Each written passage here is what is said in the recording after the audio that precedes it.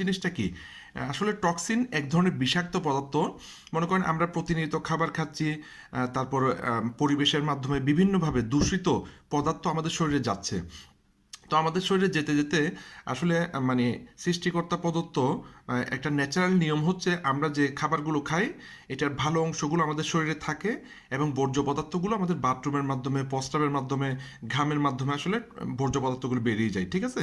তো টক্সিন কি? টক্সিন হচ্ছে মানে মনে করেন কিছু পদার্থ আছে, এখানে দেখেন কিছু পদার্থ আছে যেগুলো মানে আমাদের বাথরুম দিয়ে বের হয় না।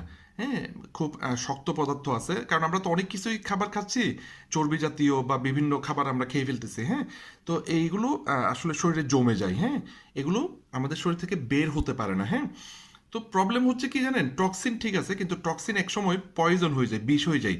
টক্সিনগুলো যখন 10 বছর, 15-20 বছর যাবৎ আমাদের শরীরে জমে থাকে, আটকে থাকে, এক পর্যায়ে সেটা